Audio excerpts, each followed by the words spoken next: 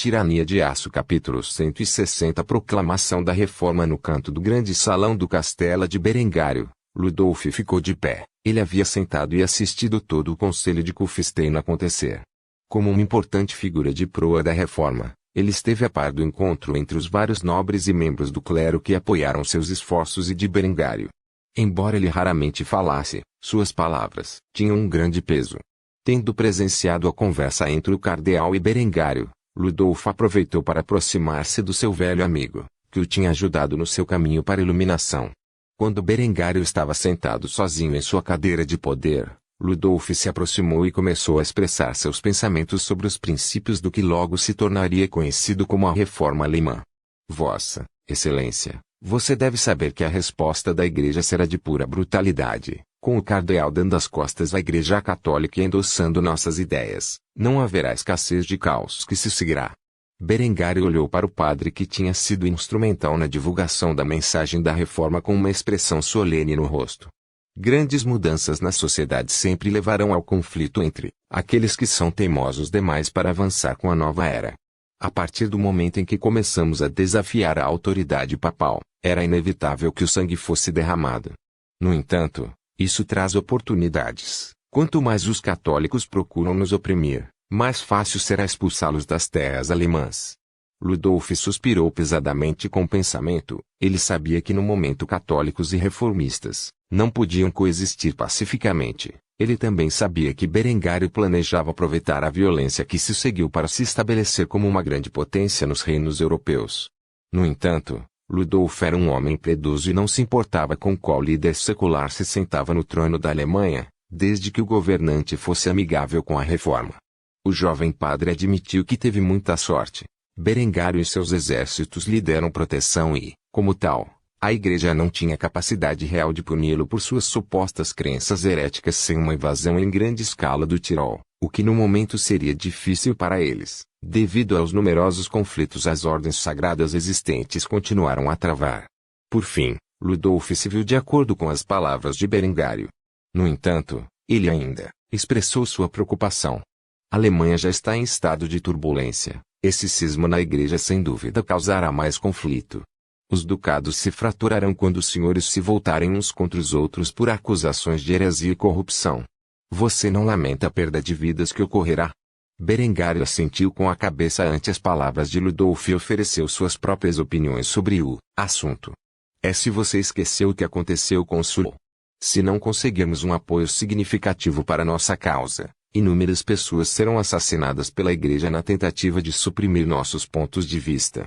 Somente nos unindo e formando um bloco de nobres e clero, podemos resistir ao poder da Igreja Católica e espalhar nossos pontos de vista. Sim, vidas serão perdidas neste conflito, mas pense, em quantas vozes serão apagadas se ficarmos sentados e não fizermos nada. Depois de ouvir essas palavras e ser lembrado do que a Ordem Teutônica havia feito com a cidade de Sul, até mesmo um homem piedoso como Ludolf lutou para conter sua raiva. Tal ação ultrajante era muito comum para os cruzados, especialmente no Oriente Médio. No entanto, para fazer isso com seus companheiros cristãos por uma simples diferença de opinião, Ludolf achou isso imperdoável. Como tal, ele cerrou os punhos e decidiu enfrentar a maré que logo chegaria. Após vários momentos de contemplação, ele respondeu às palavras de Berengário. Eu entendo. Farei o que for preciso para espalhar a palavra de nossa reforma. Vendo que Ludolf havia concordado, Berengário sorriu e se levantou de seu assento antes de caminhar, até Ludolf e o apertou nos ombros em um gesto amigável. Cabe a nós libertar o povo alemão dos grilhões da Igreja. Ludolf assentiu com as palavras de Berengário e sorriu antes de responder. De fato. Com isso, os dois homens iniciaram a reforma protestante 100 anos antes do que ocorreria naturalmente dentro dessa linha do tempo sem a intervenção de Berengário. No dia seguinte, foi declarado o anúncio público da Igreja Reformista Alemã, com o Tirol sendo sua sede de influência. No entanto, as regiões ocupadas pelos senhores e clérigos reformistas não pararam por aí, espalhou-se por porções de Schur, Vorarlberg, Salzburgo, Kärnten, Alta Baviera e Suábia. O sul da Alemanha e o leste da Suíça tornaram-se uma zona quente de pensamento e ensinamentos reformistas. Muitos dos lordes locais e da Nobreza média compartilhavam seus interesses e protegiam seu povo da ira da Igreja Católica e de seus seguidores. É claro que, quando as notícias desse cisma se espalharam para o Vaticano, o Papa Simeão II quase teve um aneurisma pelo simples grau de raiva que sentiu. Ele imediatamente começou a xingar seus cardeais ao ouvir que uma grande parte do sul da Alemanha e da Suíça Oriental havia, basicamente, declarado uma rebelião aberta contra sua autoridade. Ele não podia mais negar que a influência de Berengário e Ludolfo havia se espalhado além de sua imaginação. Era hora de resolver a disputa com o chamado Papado de Avignon, pois se a Igreja Católica não estivesse unida, não seria capaz de anular essa heresia, e a Igreja estaria permanentemente em estado de cisma. Como tal, o Papa, Simeão, desceu de seu trono e se aproximou de um de seus subordinados. A expressão em seu rosto era de total fúria quando ele gritou suas ordens para o homem. Entre em contato com aquele bastardo francês, e deixe-o saber que estou chamando o Conselho de Constância para se reunir mais cedo do que o previsto. Esta heresia é importante demais para esperar mais. No entanto, o local de reunião do Concílio de Constança teria que mudar do Bisófrico de Constança para um novo local, afinal, a Alemanha era agora um foco de conflito religioso e civil. Eles não estariam seguros dentro de suas fronteiras, como tal. O último concílio de Constança seria movido para terreno neutro em Córdoba, Espanha, nesta linha do tempo. O subordinado rapidamente inclinou a cabeça para o Papa e concordou, imediatamente, com suas exigências. Claro, Sua Santidade. Com isso, o subordinado correu para cumprir sua tarefa, deixando o Papa Simeão II fumegando de raiva ao pensar na influência de Berengário sobre o sul da Alemanha, que se espalhou como fogo desde que o Papa ouvira falar do jovem pela primeira vez há menos de um ano. Ele não sabia como Berengário tinha conseguido tais coisas, mas estava ficando claro que se Simeão era o representante de Deus na terra, Berengário era o representante de Satanás. Ou pelo menos aos olhos da Igreja Católica. Berengário, o maldito, havia causado muitos danos à influência católica no sul da Alemanha, e seus pontos de vista só se espalhariam ainda mais agora que haviam recebido legitimidade aos olhos dos clérigos e da nobreza de alto escalão. Simeão zombou da ideia e expressou seus pensamentos internos em voz alta para que todos próximos ouvissem. Essa Igreja da Reforma Alemã? Que bobagem é essa?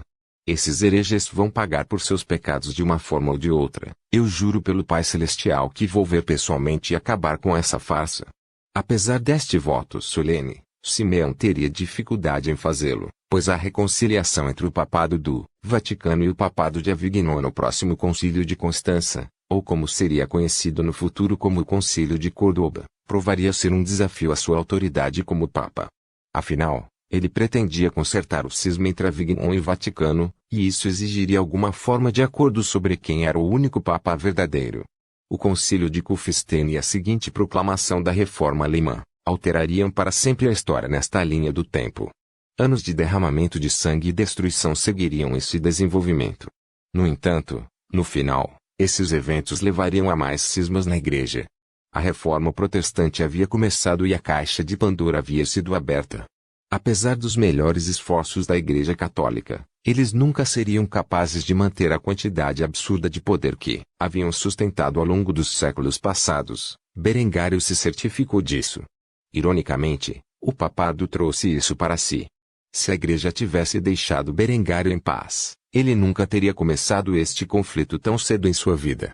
Inicialmente, ele planejava viver uma vida de paz como um humilde barão e trazer riqueza e prosperidade ao seu povo. No entanto, as ações de Lambert e os de seus aliados na Igreja forçaram sua mão, pois Berengário acumulava mais poder, também cresciam suas ambições e inimigos. E quando a Igreja estendeu a mão para afastá-lo como um mosquito, ele o mordeu. Para dentro dele e infligiu uma doença perigosa sobre ele. Assim, eles criaram um inimigo poderoso ao tentar se livrar do filho de um barão aparentemente insignificante em uma região isolada dentro do Tirol. Alguém que libertaria para sempre o povo alemão das algemas da Igreja Católica e da imensa corrupção que a sustentava. Tirania de Aço capítulo 161 O Conselho de Córdoba passara-se bastante tempo desde a proclamação da Reforma Alemã, até o ponto em que as autoridades da Igreja Católica, ou pelo menos aqueles que ainda lhe eram leais, se reuniram em Córdoba em sua famosa catedral. Lá eles começaram a brigar sobre os eventos em curso que eram de preocupação urgente. A reforma de Berengário foi muito mais popular do que eles haviam estimado inicialmente, especialmente após a revelação da infinita corrupção e crimes da Igreja por Ludolf. Como tal, esta foi a preocupação mais importante em que discutiram no encontro. Simeão, como sempre, havia começado a reunião gritando com qualquer um que se opusesse a ele. Embora tenha convocado esta reunião com antecedência para tratar da reforma alemã e do cisma entre o papado em Avignon e o Vaticano, ele não era um homem diplomático. Ele estava atualmente envolvido em um debate com o Papa de Avignon, Avilio III, sobre o que deveria ser feito sobre o assunto. Se não consertarmos nossas diferenças, essa heresia chamada Reforma Alemã varrerá a cristandade como uma praga. No entanto, Avilio estava em desacordo depois que Berengário a rotulou de Reforma Alemã. Depois do último encontro, o Papa francês reuniu bastante informação sobre Berengário. Até onde ele sabia, as ambições de Berengário estavam apenas nas regiões de língua alemã. Assim, ele não aceitou a noção de que esta reforma foi projetada para algo mais do que a Alemanha. Assim, ele estava certo de expressar sua opinião sobre o assunto. Berengário e seu padre de estimação Ludolf rotularam isso de reforma alemã. Por que eu deveria me importar com o que aqueles selvagens do Oriente acreditam? O Sacro Império Romano é sua marionete, não minha. Avilio, como sempre, estava bebendo de um jarro inteiro de vinho enquanto fazia sua opinião ser bem ouvida. Embora ele não fosse tão abrasivo quanto Simeão, ele era igualmente míope, não percebendo que permitir que a reforma alemã apodrecesse poderia permitir que novos ramos do cristianismo surgissem e desafiassem ainda mais a autoridade papal. Esses dois homens estavam se proclamando a figura central de autoridade para toda a cristandade e, como tal, estavam constantemente brigando um com o outro. Simeão, como sempre, estava vermelho de raiva. Seu rosto estava praticamente da cor de um tomate, quando ele gritou para Avilio mais uma vez. Não é problema seu. As almas de todos os alemães estão em risco com essa heresia. Você não se importa com a salvação deles? Avilio apenas sorriu presunçosamente em resposta às acusações de Simeão. Ele não podia admitir seu total desprezo pelo povo alemão, afinal, tal declaração seria imprópria para um homem que se proclamou o Papa. No entanto, ele não poderia rejeitar a alegação em sã consciência, pois isso comprometeria suas crenças. Essa ação, é claro, enfureceu ainda mais Simeão, que lutou para conter sua crescente ira. Ver a direção em que a reunião estava indo em direção a um dos cardeais presentes imediatamente levantou uma grande preocupação. Afinal, a voz da razão que normalmente convencia esses dois a se comportar não estava mais presente, pois havia trocado de lado e se juntado à reforma alemã. Este cardeal Engelbert não está mais entre nós e, como tal, devemos levar tempo para considerar as consequências de ter um cardeal se juntado a esta heresia conhecida como reforma alemã. Vendo que a discussão foi desviada para outra direção, os dois papas decidiram deixar de lado suas diferenças por enquanto e abordar essa preocupação. A reação de Avilio foi bastante extraordinária.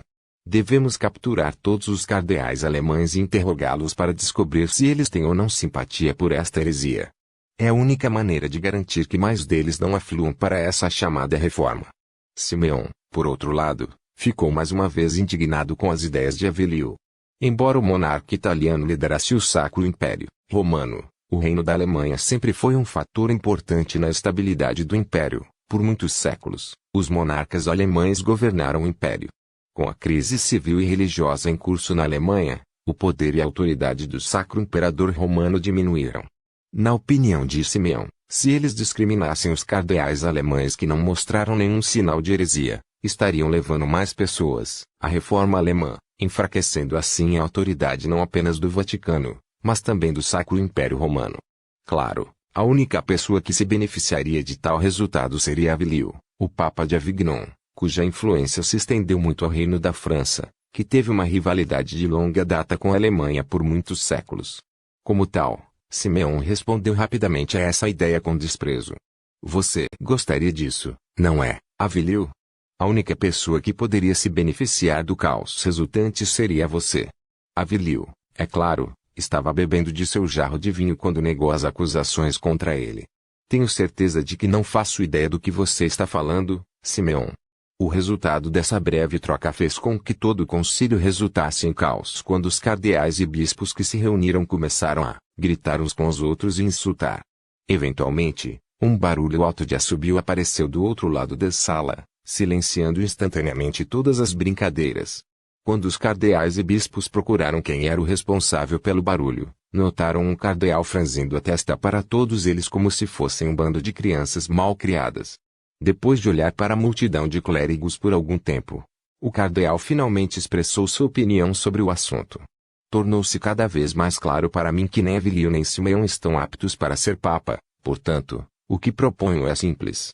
Vocês dois imbecis, desçam de suas posições e permitam que todos elejamos um único novo papa, aquele que é realmente capaz de combater a crise em que nos encontramos. Avilio e Simeão imediatamente protestaram contra essa opção. No entanto, eles encontraram pouco apoio na sala. Absolutamente não. Quem você está chamando de imbecil? No entanto, nenhuma única voz os defendeu entre a multidão. Os dois homens finalmente perceberam que seu apoio havia diminuído. No ano passado, este conselho foi dividido em dois lados que apoiaram qualquer um dos dois papas em potencial. No entanto, agora, após o desastre ocorrido durante esse período e suas disputas mesquinhas, nenhum único clérigo dentro da sala apoiava qualquer um desses papas em perspectiva. O cardeal que expressou essa opção olhou ameaçadoramente para os dois autoproclamados papas e os repreendeu como crianças. Engelbert se juntou ao movimento reformista porque ele estava cansado de lidar com vocês idiotas e sentiu que o movimento reformista oferecia uma alternativa melhor. Se nenhum de vocês está disposto a abdicar, então você nos deixa sem escolha. Pope declarar inválidas as duas posições, o que só aumentará ainda mais a volatilidade da situação em que nos encontramos. Por uma vez na vida, vocês dois deveriam fazer o que é melhor para a igreja e não para suas próprias ambições egoístas. Depois de tal discussão verbal, Simeão e Avilio se entreolharam com expressões impotentes. Em última análise, Avilio foi o primeiro a falar. Eu voluntariamente abdico da minha posição como chefe do papado de Avignon e declaro meu apoio à eleição de um novo papa unificado. Com a abdicação de Avilio, tudo o que restou foi Simeão. Como tal, todo o conselho de Córdoba olhou para ele com olhos intimidadores, antes que finalmente o homem rompesse com a pressão e se dobrasse à sua vontade. Eu também abdico da minha posição. Com isso, os dois ex-papas se sentaram em seus assentos e admitiram a derrota. Eles podem ser um par de tolos incompetentes. Ainda assim, mesmo eles poderiam perceber que, quando não tivessem apoio, se recusassem a abdicar, seriam forçados pela eclesiarquia a sair de suas posições e vagar pelo mundo como papas autoproclamados sem poder ou autoridade real. Era melhor se retirar e ainda manter algum grau de autoridade dentro de uma igreja católica unificada. Assim, o Colégio dos Cardeais realizaria uma eleição no próximo mês, onde um único papa seria eleito e colocado no comando da Igreja Católica nos próximos anos. Se esse papa seria ou não mais competente do que Simeão Avilio ainda não se sabia, mas era um bom começo no caminho da recuperação. Embora tenham resolvido uma das principais questões de contenção, duas questões principais se apresentaram, que precisavam ser discutidas exaustivamente. A reforma alemã em curso e a guerra do Estado Teutônico com a Horda Dourada. Como tal, o concílio apenas começou a resolver a atual crise pela qual a Igreja Católica estava passando. Enquanto o concílio de Córdoba estava em andamento, Berengário e seus aliados na reforma alemã fizeram grandes planos para proteger as regiões em que seu movimento havia se estabelecido. Tirol, é claro, era tão seguro quanto uma região poderia se tornar nesta época caótica, mas os vizinhos de Berengário precisariam de alguma ajuda, e o jovem conde estava mais do que feliz em capitalizar tal empreendimento. Tirania de Aço capítulo 162 Conselho de Córdoba. Segundo muitos dos cardeais e bispos se reuniram na Catedral de Córdoba para discutir os muitos problemas que atualmente assolam a Igreja Católica.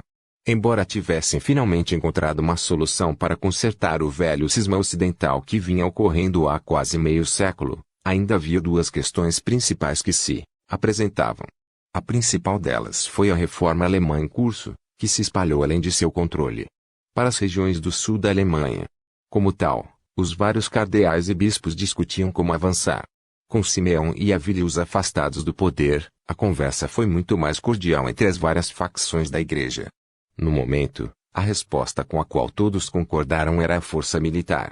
No entanto, as ordens militares da Igreja Católica estavam todas ocupadas lutando contra inimigos externos no momento, e o último grupo de cruzados, encarregado de eliminar Berengário e purgar o Tirol de hereges, foi massacrado em batalha pelas forças de Berengário.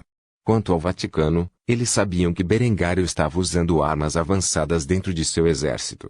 Um homem, em particular, agiu como testemunha, de segunda mão para essa informação. Esse era o príncipe bispo de Trento, cujas terras foram anexadas por Berengário durante sua campanha de inverno para tomar o Tirol. O príncipe bispo falou com um ódio intenso por Berengário sobre os problemas em questão e como não seria uma tarefa fácil expulsar os reformistas que se formaram principalmente no território montanhoso dos Alpes. As armas usadas pela infantaria de Berengário têm a capacidade de matar um homem a mais de 400 jardas. Elas penetram através da armadura de placas com facilidade e deixam um buraco intratável nos corpos da vítima. Não são meros canhões de mão, mas algo completamente diferente. À média, o soldado está equipado com uma armadura de placas que cobre suas áreas vitais e é praticamente impenetrável pelas armas do homem. Se quisermos marchar pelos Alpes, precisaremos de uma força maciça, que esteja armada com o canhão de mão em grande número. Os clérigos ao redor ouviram o discurso deste príncipe bispo, e muitos deles não acreditaram em seus ouvidos. Afinal, como tal arma poderia existir? No entanto, o que veio a seguir o chocou ainda mais. Ele emprega canhões, cujas balas de canhão explodem com o impacto, matando vários homens dentro da zona de explosão. Esses canhões são altamente manobráveis e muito mais destrutivos do que qualquer coisa que já vimos antes. Não sei como ele obteve essas armas avançadas, mas não podemos vencer afinal. A Ordem Teutônica tentou essas táticas, e eles ficaram presos nas montanhas onde os hereges os massacraram impiedosamente. Quanto mais o príncipe bispo vociferava e delirava sobre o desempenho espetacular das armas de Berengário e dos exércitos que as empunhavam, mais os clérigos da reunião começavam a desconsiderar suas palavras como pura ficção. A certa altura, uma cardeal relativamente gordo e repugnante levantou a cabeça e começou a insultar o príncipe bispo. Suponho que você testemunhou pessoalmente essas armas em uso. Essa pergunta imediatamente fez o príncipe bispo de Trento franzir a testa. Afinal, ele não havia testemunhado a batalha que ocorrera. Em vez disso, ele estava se escondendo como um covarde em sua catedral antes de fugir da cidade enquanto seus soldados se sacrificavam. Em última análise, ele teve que admitir o fato de que tudo isso era informação de segunda mão de seu comandante de guarnição. Temo que não, no entanto, esta informação foi relatada a mim pelo comandante da minha guarnição antes que ele e seus homens distraíssem os hereges por tempo suficiente para que eu escapasse para o Vaticano para dar a notícia. Vários dos membros presentes do Conselho de Córdoba começaram a zombar das palavras do príncipe bispo de Trento. Claramente, o príncipe bispo acreditava nas histórias selvagens de um soldado assustado, ou assim acreditavam muitos dos membros do conselho. Em última análise, poucos decidiram levar a sério o aviso do príncipe bispo. Afinal, eles careciam severamente de mão de obra para invadir o sul da Alemanha em primeiro lugar. Isso, é claro, até que um dos cardeais propôs uma oportunidade. Por que não convocamos uma cruzada para acabar com os hereges na Alemanha? Já funcionou antes. Mesmo que eles estejam tão bem armados quanto o príncipe bispo afirma, o que eles podem fazer contra um exército de 100.000 homens que tomaram a cruz? Certamente podemos patrocinar um exército tão vasto, convocando os lordes e cavaleiros da Europa para defender a cristandade desta vil blasfêmia. Podemos criar novos. Todas essas foram excelentes perguntas, que poderiam ser facilmente respondidas. Afinal, já fazia algum tempo que um papa não declarava uma cruzada, e devido ao sucesso das cruzadas anteriores neste mundo, a ideia era bastante popular e sem dúvida atrair muitas tropas em potencial para invadir o sul da Alemanha. Depois de um pouco de discussão, foi assim que o Conselho de Córdoba escolheu lidar com Berengário e o movimento reformista. Infelizmente para os futuros cruzados, quando eles pudessem preparar totalmente uma força tão grande para invasão, anos teriam se passado e o Tirol seria uma fortaleza autossustentável. Berengário estaria mais do que preparado para tal força. No entanto, como esses homens poderiam conhecer o futuro? Como tal, depois de descobrir como lidar com a reforma alemã, eles passaram para o último tópico em questão. Um dos cardeais participantes levantou a questão do Estado teutônico e a crise que eles estavam enfrentando atualmente. A Ordem Teutônica irritou a Horda Dourada ao travar uma guerra contra o Grão-Ducado de Moscou, que é seu protetorado, Eles estão atualmente enfrentando uma crise como não vimos em décadas. Rixa se formando com a Igreja Ortodoxa Oriental. Como devemos proceder? Instantaneamente, a opinião dos clérigos participantes foi dividida. Alguns apoiaram a ordem teutônica outros acreditaram que nunca deveriam ter atacado os ortodoxos para começar. Como tal, eles rapidamente se transformaram em uma discussão sobre essa questão. Um dos bispos presentes expressou seu apoio à ordem teutônica e suas conquistas do Oriente. A ordem teutônica é o baluarte da cristandade no Oriente. Eles não devem cair diante desses pagãos. Digo que fornecemos a eles o financiamento e o equipamento necessários para vencer a guerra às suas portas. No entanto, uma cardeal imediatamente expressou sua objeção a esse assunto. Absurdo! Nunca deveríamos estar envolvidos com a guerra da ordem teutônica em primeiro lugar. Se Simeão não os tivesse apoiado em seus esforços, eles nunca teriam a capacidade de dominar os moscovitas. Agora, mais do que nunca, precisamos confiar em nossos aliados do leste. A reforma alemã causará muitos problemas no futuro, e precisaremos do apoio dos ortodoxos se quisermos acabar com ela rapidamente. Sem um papa na audiência, não havia como avançar com as ideias apresentadas, a menos que todas as partes concordassem. Eles poderiam facilmente concordar com uma cruzada para esmagar a reforma alemã, mas apoiar a ordem teutônica durante a crise em que se abateram. Esse foi um ponto de discórdia entre as várias facções da Igreja. Como tal, os homens continuaram a brigar entre si sobre essa questão por uma semana antes de concluir que forneceriam ajuda material à ordem teutônica, mas não forneceriam tropas ou apoio econômico. A ordem teutônica foi deixada por conta própria para lutar contra os inimigos em que havia criado, pelo menos na maior parte. Afinal, a Igreja estava mais preocupada em acabar com a reforma alemã, que representava uma ameaça muito maior do que a Horda Dourada. Se este fosse o exército de Gengis Khan de séculos anteriores, talvez houvesse necessidade de preocupação. No entanto, no momento, Berengar era uma ameaça muito maior para a Igreja, e eles precisavam de tempo e recursos para se preparar para uma grande cruzada contra ele e seus seguidores. Berengar, é claro, antecipou esse movimento da Igreja, e não teve escrúpulos em construir uma força suficiente para lidar com a ameaça que os cruzados representariam em breve. No entanto, por enquanto, ele estava bastante relaxado, pois concentrou seus esforços no que vinha fazendo desde o retorno da campanha no Tirol. Construindo seu exército e defesas, mantendo seu comércio com as várias facções que queriam suas armas e armaduras.